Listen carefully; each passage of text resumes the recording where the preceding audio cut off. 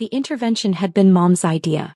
Family meeting at Richard's house, she texted that Thursday morning. We need to talk about your future, sweetheart. I knew what that meant. Another session where my successful relatives would gather to discuss my disappointing life choices and offer helpful suggestions for getting back on track. These meetings had become a quarterly tradition ever since I'd quit my consulting job 3 years ago. Uncle Richard's house in Bellevue was perfect for these gatherings. A sprawling modern mansion that screamed entrepreneurial success. Floor-to-ceiling windows, minimalist furniture, and a view of Lake Washington that probably cost more than most people's entire homes. The kind of place that reminded everyone present that Richard had built something meaningful while others had not. I arrived precisely on time, carrying a bottle of wine I'd bought for $12 at the grocery store. Everyone else was already there. Mom, Dad, Aunt Susan, my older brother Michael, and my cousin Jennifer. They were seated in Richard's living room, drinks in hand, wearing the slightly awkward expressions people get before staging an intervention. Jessica. Richard boomed as I walked in. Perfect timing. We were just discussing your situation. My situation. That was the family euphemism for my complete lack of traditional success markers at age 31. No corporate job, no impressive salary, no clear career trajectory. Just a part-time gig doing bookkeeping for small businesses and what everyone assumed was an empty bank account. Sit, Richard continued, gesturing to the lone empty chair positioned directly across from everyone else. We want to help. I sat down and accepted the glass of wine Jennifer poured for me. That's very kind. Now, Richard said, settling into his usual leadership role, we've all been talking and we think it's time for some tough love. Michael leaned forward. Jess, you're 31. You can't keep drifting forever. Your brother's right, Dad added. When I was your age, I already had the hardware store, a mortgage, and 2 kids. You need stability. Aunt Susan nodded sympathetically. Sweetheart, we're worried about you. Living in that tiny apartment, working part-time jobs, no retirement savings. What happens when you get older? I sipped my wine and waited for Richard to take center stage. This was his show. The thing is, Jessica, Richard said, leaning back in his leather chair, success doesn't just happen. It requires discipline, vision, and hard work. I didn't build TechFlow Solutions by accident. TechFlow Solutions. Richard's enterprise software company that had grown from a garage startup to a major player in the industry. The company he'd been using as his primary example of entrepreneurial excellence for the past 4 years. Richard's absolutely right, Mom said proudly. Look what he's accomplished. From nothing to $100 million company. Actually, Richard corrected with false modesty, our latest valuation puts us closer to $300 million. The room buzzed with appropriate admiration. Richard had built something impressive and everyone knew it. TechFlow Solutions employed over 400 people, had offices in 5 cities, and was rumored to be preparing for an IPO. The point, Richard continued, is that real entrepreneurs don't need handouts. We bootstrap ourselves. We take risks.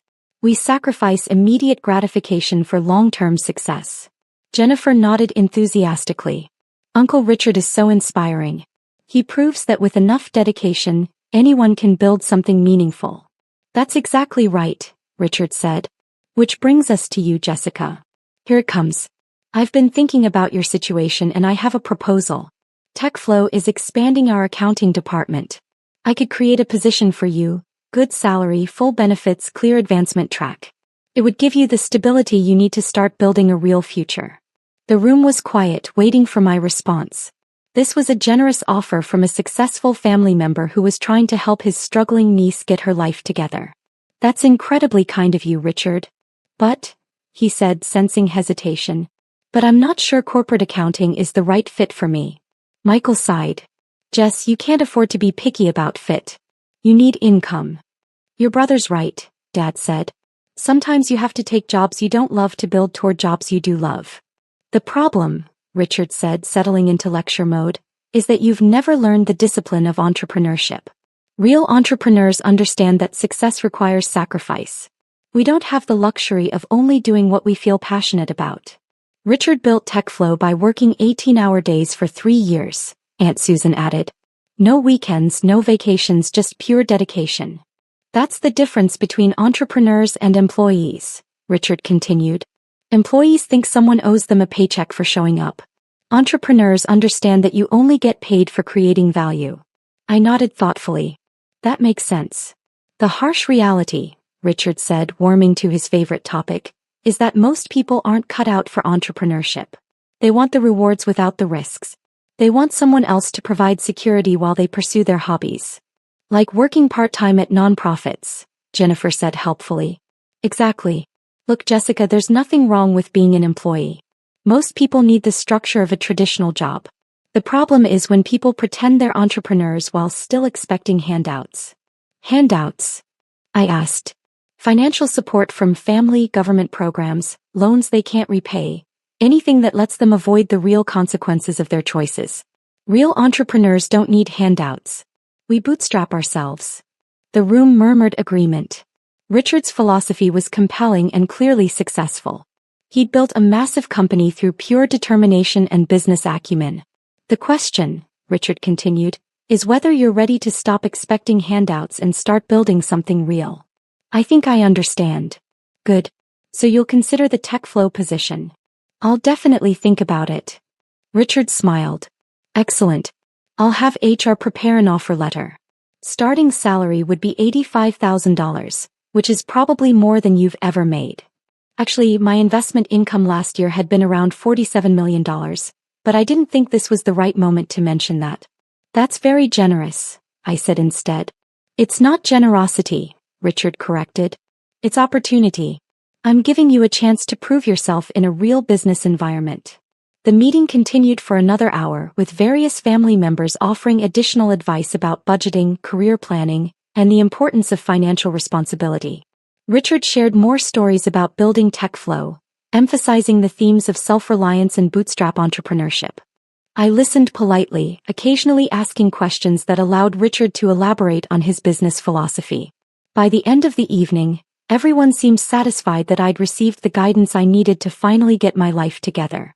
I hugged everyone goodbye and drove home to my small apartment in Capitol Hill. Once inside, I poured myself a glass of wine, better wine than I'd brought to Richard's house, and opened my laptop.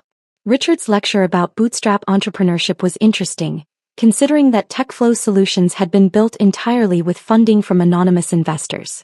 According to the company's financial records, which I reviewed regularly, TechFlow had raised capital through 3 funding rounds over the past 4 years. The seed round had provided $8 million in initial funding. Series A had added another $35 million.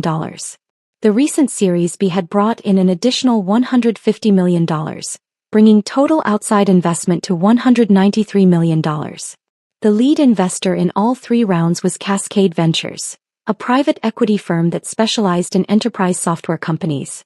Cascade had provided the majority of TechFlow's funding and held a 67% ownership stake in the company. What Richard didn't know was that Cascade Ventures was a subsidiary of Pacific Capital, which was owned by Meridian Holdings, which was controlled by a trust I'd established 6 years ago. I was Richard's anonymous investor. I was the source of the $193 million that had built his entrepreneurial empire. The irony was perfect.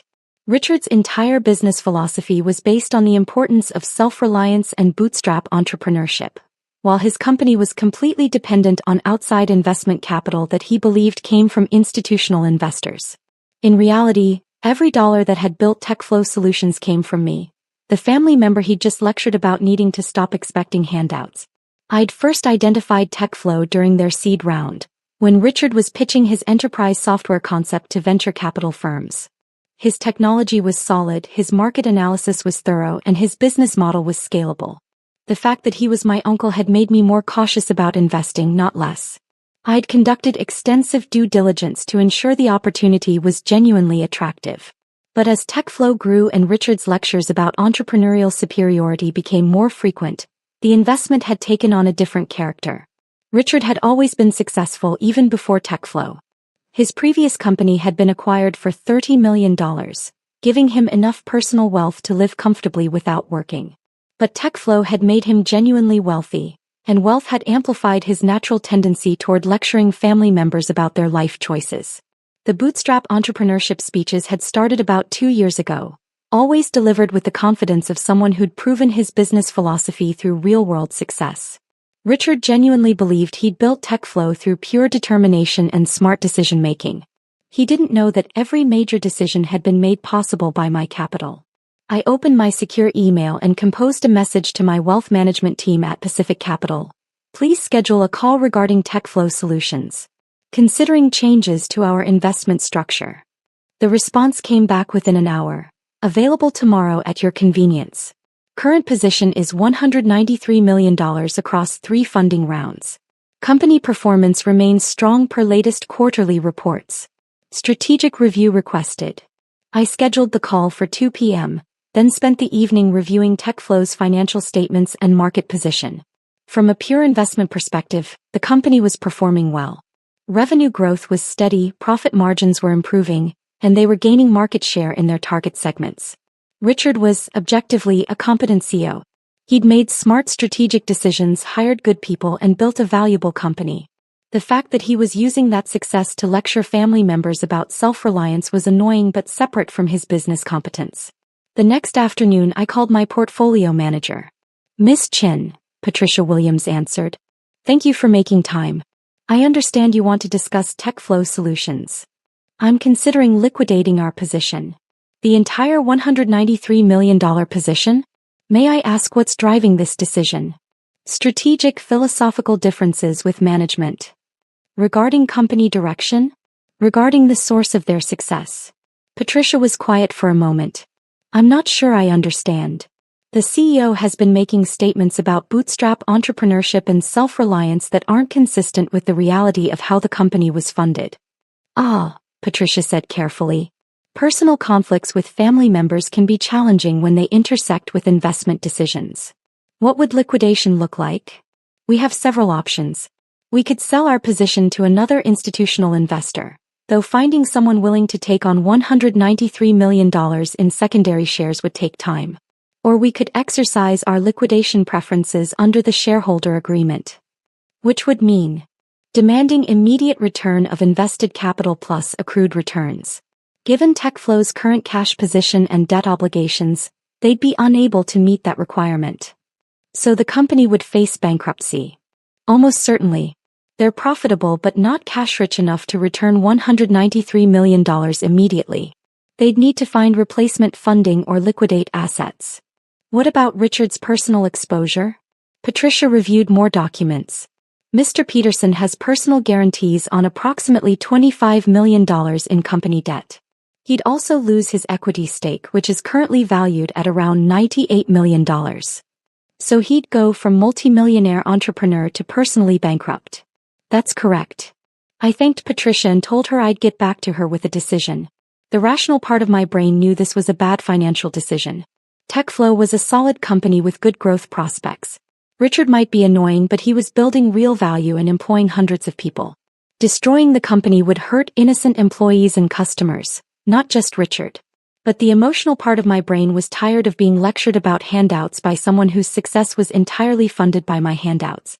That evening Richard called. "Jessica, I wanted to follow up on last night's conversation.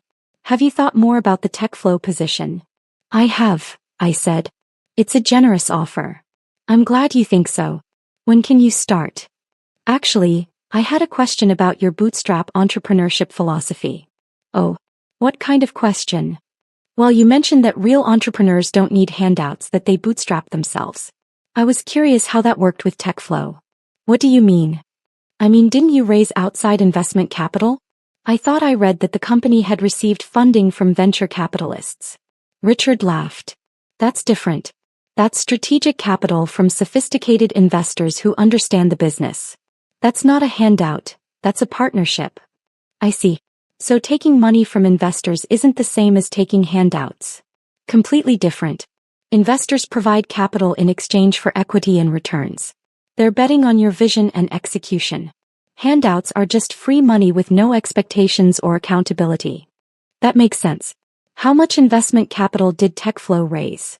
"I don't usually discuss specific numbers, but we've raised approximately $200 million across multiple rounds." "That's impressive. And these investors, they just believed in your vision." "Well, they also conducted extensive due diligence. They analyzed our technology, our market opportunity, our business model, our team. It's not like they just handed over money. They made a calculated investment based on our potential for returns." So they're expecting returns on their $200 million investment? Of course. That's how venture capital works. They provide growth capital, we build value, everyone wins. And if the company couldn't return their investment? Then we'd face serious consequences. Investors have liquidation preferences, board seats, significant control rights. It's not like borrowing money from family. These are sophisticated business relationships with real accountability. I see. So your success isn't really bootstrapped. It's built on outside capital. Jessica, that's not the same thing. Bootstrap entrepreneurship doesn't mean never taking investment capital. It means not depending on handouts or expecting other people to support your lifestyle while you figure things out. But isn't $200 million in investment capital a form of other people supporting your business while you figure things out? Richard was quiet for a moment. That's a very naive way to look at it. How should I look at it? Investment capital comes with strings attached. Accountability, performance expectations, fiduciary responsibilities. The investors aren't just giving me money, they're betting on my ability to generate returns. If I fail, I lose everything. And if you succeed, then everyone wins. The investors get returns, I build wealth, employees have jobs, customers get valuable products. That's the beauty of capitalism. That does sound like everyone wins, I agreed. Exactly. So will you consider the job offer? Actually, Richard, I have a confession to make. What kind of confession? I am one of your investors. Richard laughed. Jessica, that's not possible. Why isn't it possible? Because our investors are major institutional funds with hundreds of millions in assets under management. You work part-time doing bookkeeping. What if I told you I had other income sources? Then I'd ask what kind of income sources could possibly give you access to venture capital investment opportunities.